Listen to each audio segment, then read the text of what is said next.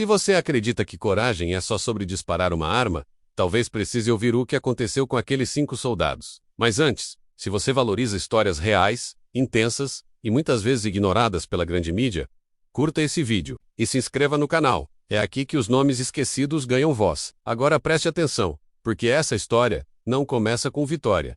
E talvez nem termine com uma. Tudo começou numa noite abafada no interior de uma floresta desconhecida. Em território considerado neutro, mas disputado palmo a palmo por forças inimigas, o Esquadrão Delta 9 havia sido enviado para uma missão de reconhecimento.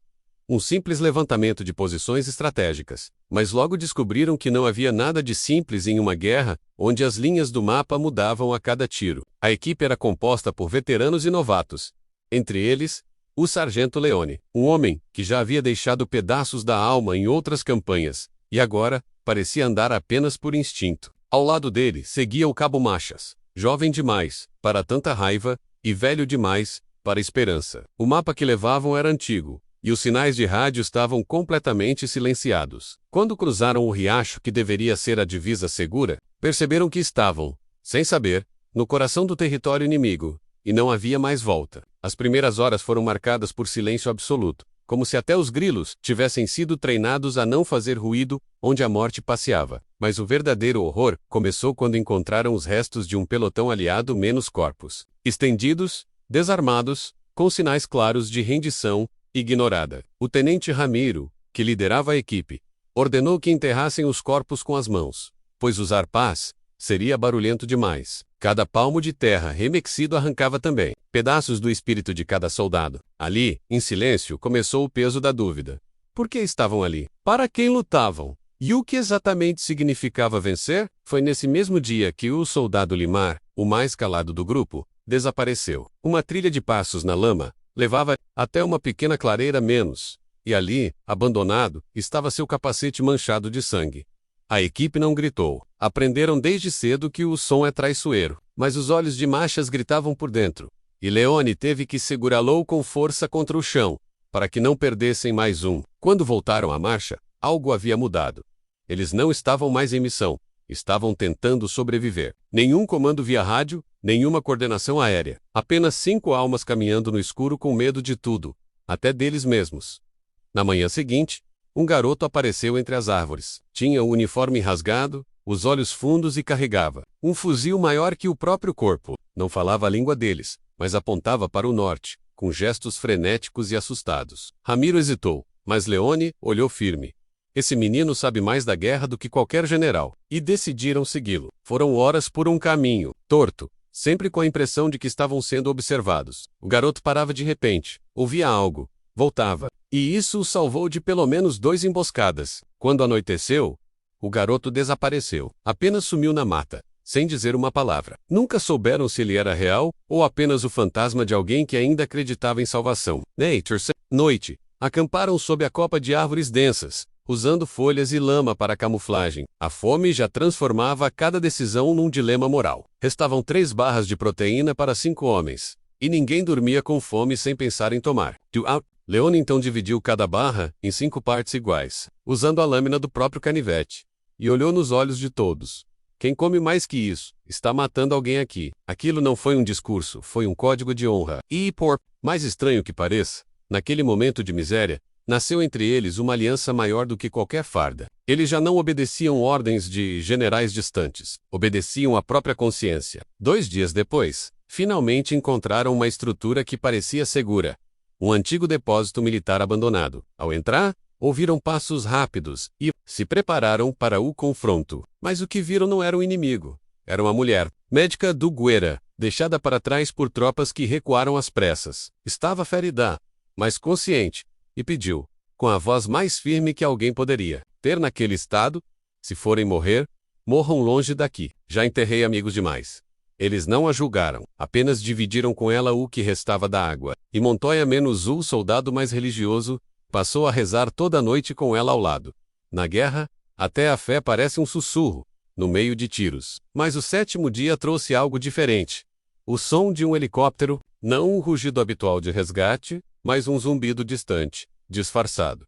Era uma unidade inimiga. Viam-se as bandeiras em sua fuselagem, e os sensores em busca de calor. Eles congelaram. Sabiam que qualquer movimento menos até uma respiração mais quente poderia denunciá-los. Ramiro ordenou que se enterrassem na terra, literalmente, e por mais de 1 hora, ficaram soterrados até o pescoço, sentindo formigas atravessando os olhos, enquanto o inimigo voava a poucos metros acima. Quando o som sumiu, emergiram como fantasmas da terra, cobertos de lama, tremendo, mas vivos. E todos, sem exceção, choraram. Naquela noite, Machas quebrou o silêncio e falou: "Se a gente sair daqui, vou pedir baixa. Cansei de matar a sombra e chamar isso de missão." Leone olhou fundo nos olhos do garoto e respondeu: "Missão nenhuma vale a perda da alma." Ninguém respondeu. Apenas deixaram as palavras pairarem, como última esperança de que, ao menos ali, no fundo do inferno, ainda existia humanidade entre soldados. O 8º dia começou com o som abafado de um disparo à distância, mas eles já não reagiam com o mesmo pânico.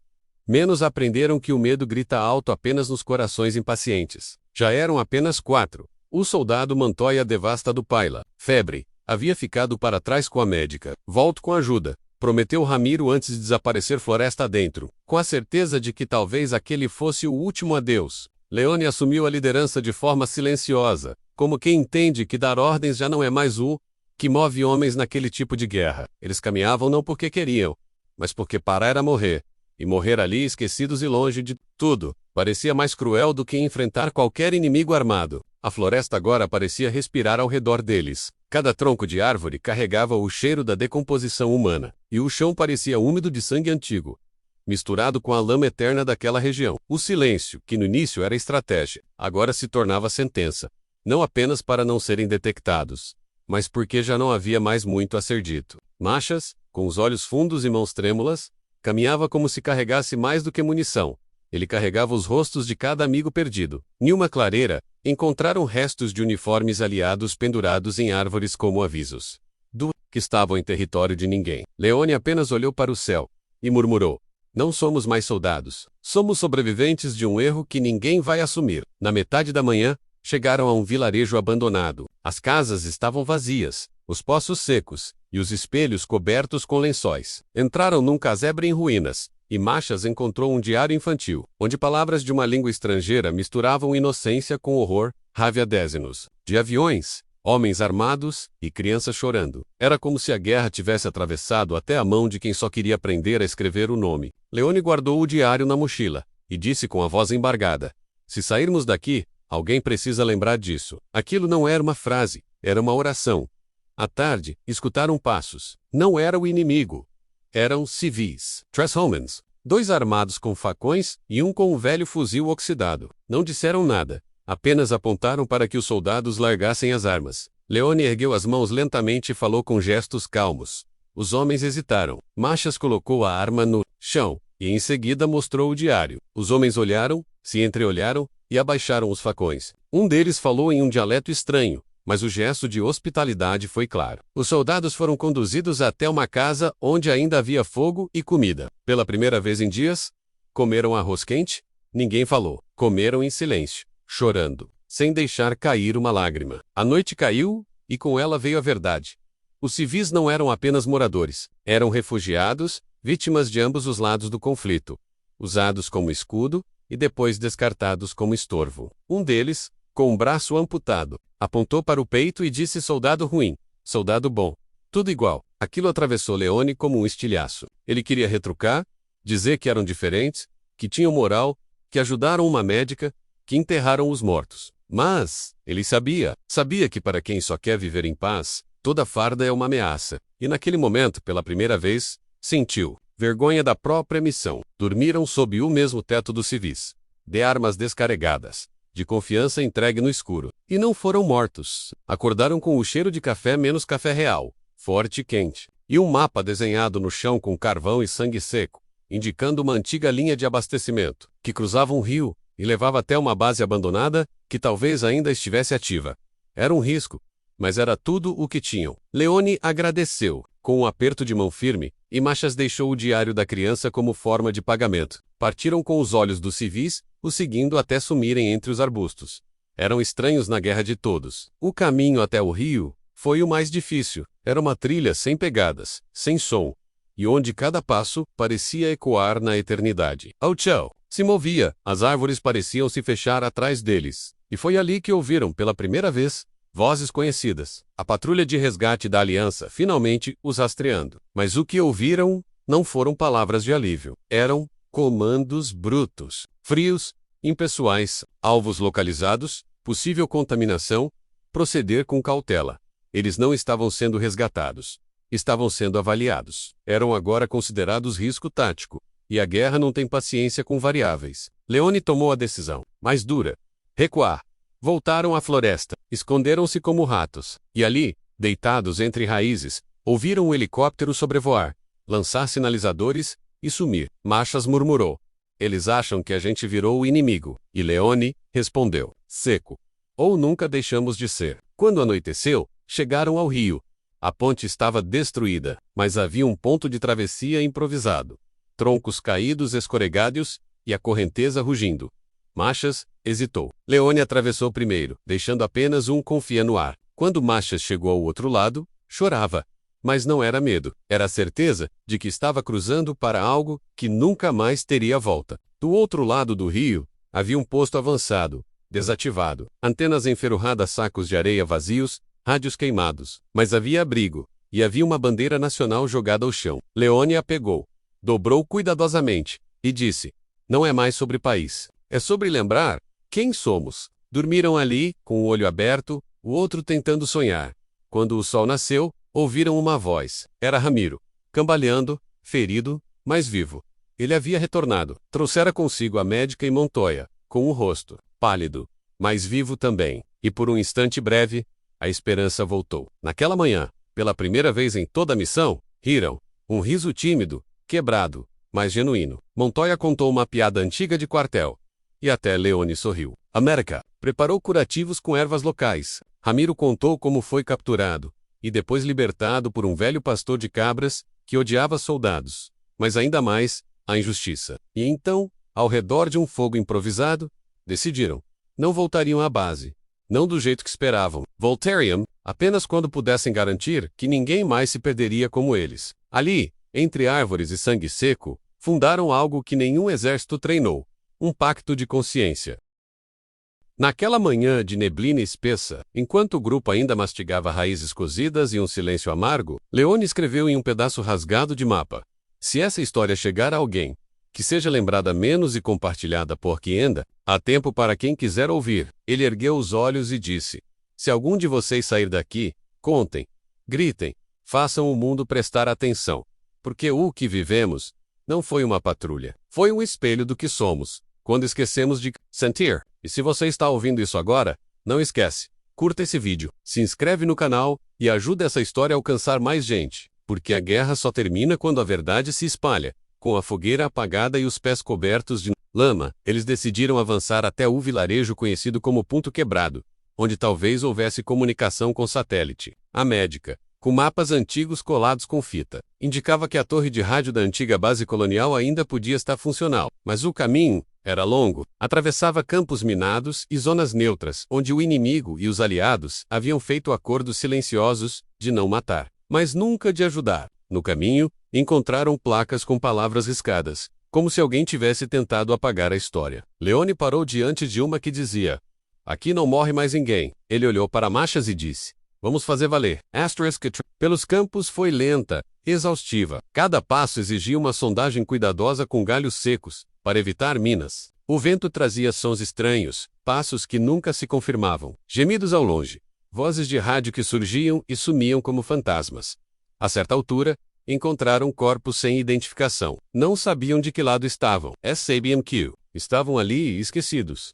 E isso bastava para enterrá-los. Usaram as mãos, mais uma vez, como fizeram com os próprios companheiros, um por um.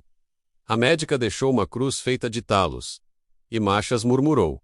Eles também se perderam. Mas ser lembrados. Na entrada do vilarejo, foram recebidos com fuzis apontados. Eram paramilitares desorganizados, sobreviventes de uma célula isolada, que achava que a guerra ainda estava em curso. Leone não discutiu. Disse que estavam desarmados, perdidos e famintos. Um dos líderes olhou para o estado de Montoya, agora com o braço enfaixado em tecido sujo e pele amarelada menos, e ordenou que fossem levados ao galpão. Ficaram detidos por 2 dias, mas nesse tempo, a médica cuidou dos feridos do vilarejo, um menino com queimaduras, uma senhora com pneumonia. E por isso, na terceira manhã, foram libertos. Vocês não são ameaça, disse o líder. Não, só ecos. Com acesso à torre de rádio, Leone tentou contato. Nada, só ruído. Só mais silêncio. Foi Ramiro quem sugeriu. E se a gente não tá mais sendo procurado? Aquilo caiu como um tiro. Eles entenderam, naquele momento, que estavam oficialmente mortos no sistema, que talvez tivessem sido dados como desertores ou desaparecidos. A guerra havia seguido. E eles eram apenas notas de rodapé. Mas isso também significava liberdade. Ninguém mais os controlava. Podiam escolher. E a escolha não foi voltar. A escolha foi ajudar.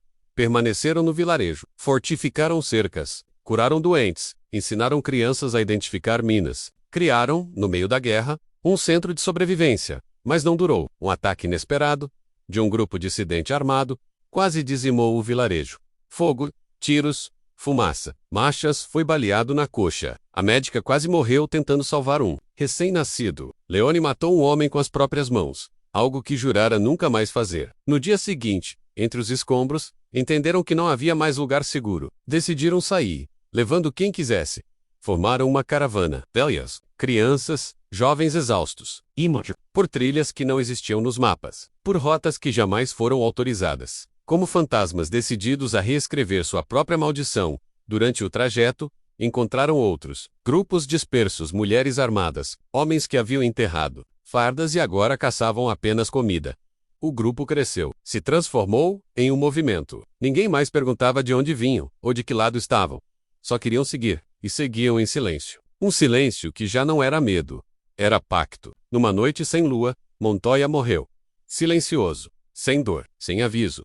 Leone enterrou-o com as próprias mãos, como fizera antes, mas desta vez, não chorou. Apenas colocou a bandeira dobrada sobre o túmulo, e disse: "Você voltou para casa. Irmão." Os dias seguintes foram os mais duros. Fome, doença, perda. Mas também nasceram 3 crianças durante a travessia. E com cada nascimento, uma nova razão para continuar. O grupo agora era uma aldeia móvel. Usava sinais antigos dos exércitos, adaptados para indicar segurança, comida, água. Não. Queriam formar um exército.